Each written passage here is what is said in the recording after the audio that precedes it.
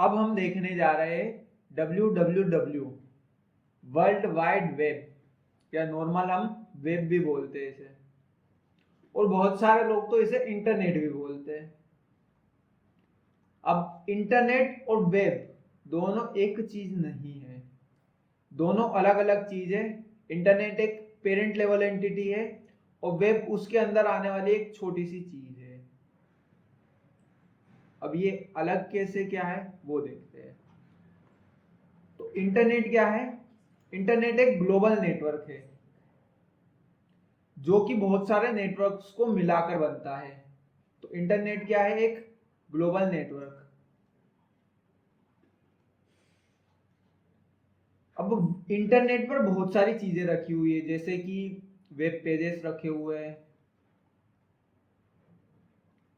Web apps है, उसके अलावा आपके डॉक्यूमेंट्स है, इसके अलावा ऑडियो फाइल्स है, वीडियो फाइल्स है, इमेजेस है, और भी इसके अलावा बहुत सारी चीजें रखी हुई है। पर क्या ऐसा फिक्स है कि हम इंटरनेट के थ्रू बस इन्हीं चीजों को एक्सेस करते हैं? इंटरनेट के थ्रू हम और भी इनके अलावा बहुत सारी सर्विसेज को यूज करते हैं इंटरनेट की। तो ये सारी चीजें जहां पर रखी हुई है वो चीज होती है वेब, और इसी वेब को हम बोलते हैं WWW, मतलब वर्ल्ड वाइड वेब। और आपका जो इंटरनेट है वो एक पेरेंट लेवल एंटिटी है जिसके अंदर बहुत सारी चीजें आती है। इन चीजों को भी हटाकर जो सारे काम हम इंटरनेट से करते हैं वो एक अलग चीज है, और वेब के थ्रू हम पर्टिकुलर कुछ रिस्ट्रिक्टेड चीजें हैं कि हाँ कि हम इन चीजों को ही एक्सेस कर सकते हैं। अब देखते हैं कि वेब क्या होता है। तो सबसे पहले वेब, जिसे हम WWW के नाम से जानते हैं, ये क्या है? ये एक collection of website and web pages, इसके अलावा बहुत सारी चीजें जो कि वेब सर्वर और आपके लोकल कंप्यूटर को इंटरनेट के थ्रू कनेक्ट करता है। मतलब जो अभी हमने इस वीडियो से पहले क्लाइंट सर्वर मॉडल समझा था कि आप आपके कंप्यूटर से किसी सर्वर तक रिक्वेस्ट भेजते हो, तो वो जो कनेक्ट करने का काम होता है वो होता है वेब का। वेब के थ्रू हम क्लाइंट से सर्वर तक रिक्वेस्ट भेजते हैं और उस डेटा को हम एक्सेस करते हैं। इधर उधर जो डेटा एक्सेस होता है वो होता है वेब के थ्रू। इन वेबसाइट्स में आप टेक्स्ट पेजेस रख सकते हैं, डिजिटल इमेजेस रख सकते हैं, ऑडियो वीडियो, इसके अलावा बहुत सारी चीजें रख सकते हैं। User can access the content of this websites from any part of the world over the internet using these devices such as computers, laptops, cell phones, etc. मतलब आप आपके किसी भी डिवाइस जिसमें बस इंटरनेट होना चाहिए, इंटरनेट के थ्रू आप इन सारी चीजों को कहीं पर, कहीं भी जियोग्राफिकल लोकेशन पर एक्सेस कर सकते हो। आप चाहे यूरोप के सर्वर से इंडिया में आप किसी चीज को एक्सेस कर सकते हो, कहीं भी रखे हुए सर्वर के थ्रू आप कहीं भी जियोग्राफिक लोकेशन पर उस चीज को एक्सेस कर सकते हो। और ये चीज पॉसिबल हुआ है इंटरनेट और वेब के कारण। The WWW along with internet enables the retrieval and display the text and media to your devices। मतलब WW से ही आप जो भी आप सर्वर रिस्पॉन्स भेजता है तो वो आप आपकी डिस्प्ले पर देख सकते हो। तो वो सारा पॉसिबल हुआ है वेब के कारण। वेब के 3 वर्जन्स है। सबसे पहले जब शुरुआत हुई थी इंटरनेट की, तब 1990s के बाद में जब वेब आया था, तब वेब का सबसे पहला वर्जन आया था वेब 1.0। सबसे पहले जो वर्जन आया था वो था वेब 1.0। अब वेब 1.0 का क्या था, एक बार फीचर्स बाद में देखेंगे, एक बार समझ लेते कि ये होता क्या है, क्या काम था इसका। तो वेब 1.0 में क्या था, मान लेते ये आपका पीसी है,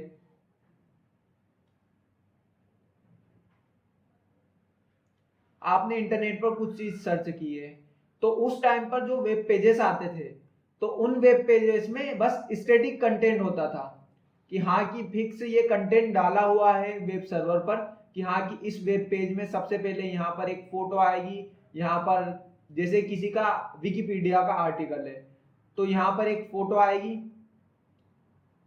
उसके बाद यहाँ पर उसका नाम आएगा, उसका कुछ डिस्क्रिप्शन आएगा,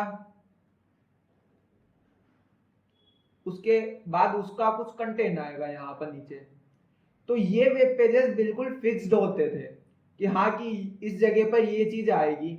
इसके अलावा यहाँ पर जो कंटेंट होता था वो भी फिक्स होता था, मतलब हर कोई यूजर को बस वही कंटेंट दिखेगा सेम टू सेम। जो वेब सर्वर पर जो डेटा रखा हुआ है वो फिक्स डेटा रखा हुआ है, उसको कोई भी चेंज नहीं कर सकते। मतलब अगर चेंज करना तो आपको नया वेब पेज बनाना पड़ेगा। तो ये सिस्टम था पूरा वेब 1.0 का। मतलब एक तरह से यहाँ पर एक तो CSS की कमी थी, मतलब स्टाइलिंग बिल्कुल कुछ नहीं थी। इसके अलावा जो आप अभी डायनेमिक कंटेंट देखते हो कि हर एक यूजर के लिए अलग अलग कंटेंट दिख रहा है, आप सर्वर से इंटरेक्ट कर रहे हो, तो वो सारी चीज वेब 1.0 में पॉसिबल नहीं थी। इन वेबसाइट्स को बस रीड ओनली, ये वो वेबसाइट्स थी जिन्हें आप बस पढ़ सकते हो, एक तरह से आर्टिकल पढ़ रहे हो, ऐसी वेबसाइट्स थी। तो इन कारणों के कारण वेब 1.0 में बहुत सारी दिक्कतें थी, मतलब एक तरह से यूजर इंटरेक्ट सही से नहीं कर पाता था। तो इस कारण वेब 2.0 आया। तो वेब 2.0 ने ये जो सारी प्रॉब्लम्स थी उन सब प्रॉब्लम्स को सोल्व किया, मतलब डायनेमिक बना दिया, कंटेंट को पूरा चेंज कर दिया, पूरा UI UX चेंज कर दिया। जो यूजर का इंटरेक्शन था, बार बार हर चीज के लिए यूजर सर्वर से इंटरेक्ट हो रहा है, कुछ भी चीज हो तो हाथों हाथ, मतलब एक टाइम पर नहीं आ जाती है। मतलब वेब 1.0 में क्या था, आपने किसी वेबसाइट से कुछ रिक्वेस्ट भेजी कि हाँ कि मुझे इस वेबसाइट के वेब पेजेस दे दिए जाए, तो उस टाइम पे क्या होता था वेब 1.0 में कि सारे के सारे वेब पेजेस एक साथ आपके पास आ जाते थे। तो उन्हें कंपाइल करने में आपके वेब ब्राउजर को टाइम लगता था, और उसके कारण जो आपका एक्सपीरियंस था वो स्लो था, मतलब जो आपके वेब पेजेस लोड हो रहे थे वो स्लो हो रहे थे। तो ये सारी प्रॉब्लम्स को वेब 2.0 ने सोल्व किया। उसके बाद वेब 3.0 भी आई। तो हर एक के अलग अलग फीचर्स है। तो वेब 1.0 देखते सबसे पहले, और वेब 1.0 अभी तो बंद भी हो चुकी है, अब इसका कोई यूज नहीं करता है। वेब 1.0 में क्या था, no user to server communication, मतलब एक बार आपने रिक्वेस्ट भेजी, उससे रिलेटेड आपके पास डेटा आ गया, बस आ गया, उसके बाद आपको कोई मतलब नहीं है। उसके बाद स्टैटिक पेजेस थे, पेजेस स्टैटिक थे, मतलब कंटेंट फिक्स था कि ये कंटेंट इस पेज में यही दिखेगा, इसके अलावा कुछ भी चेंज नहीं दिख सकता है। आप इंस्टाग्राम खोलते हो, इंस्टाग्राम पे हर बार आपको अलग अलग कंटेंट दिखता है, तो वो चीज पॉसिबल नहीं थी वेब 1.0 में। वहां पर फिक्स कंटेंट था कि हाँ कि ये ही कंटेंट दिखेगा आपको। उसके अलावा कंटेंट ब्राउजिंग ओनली, मतलब बस कंटेंट देख सकते थे। उस टाइम पे वीडियोस नहीं देख सकते थे आप ऑनलाइन, किसी अलग चीजों ऑडियो फाइल्स नहीं सुन सकते थे। तो ये वेब 1.0 में था कि बस आप कंटेंट ब्राउज कर सकते हो, मतलब देख सकते हो। Hyperlink and book marking pages, मतलब वहां पर बस रिडायरेक्ट करने के लिए आपको बस हाइपरलिंक्स और बुक मार्किंग पेजेस का यूज करना पड़ता था। और मेजर सिस्टम था कि रीड ओनली वेब था, जहां पर आप बस रीड कर सकते हो। तो ये कुछ फीचर्स है वेब 1.0 के। अब देखते हैं वेब 2.0 के क्या फीचर्स थे। तो वेब 1.0 में बहुत सारी दिक्कतें थी, दिक्कतें नहीं थी मतलब एक तरह से यूजर सही साथ इंटरेक्ट नहीं कर सकता था। तो वो सारी प्रॉब्लम्स को सोल्व किया वेब 2.0 ने। तो उसने क्या किया, improve user interaction over web 1.0, मतलब जो यूजर का इंटरेक्शन था वेब 1.0 से उसे इंप्रूव किया। वेब एप्लीकेशन को इंट्रोड्यूस किया। अब वेब एप्लीकेशन अलग चीज होती है और आपके वेबसाइट्स अलग चीज होती है। वेबसाइट्स में कंटेंट फिक्स होता है और वेब ऐप में हर चीज डायनेमिक होती है। हर एक यूजर को अलग अलग कंटेंट दिखेगा उसके हिसाब से कि हाँ कि यूजर क्या देखता है, उसके हिसाब से अलग अलग चीजें दिखेगी।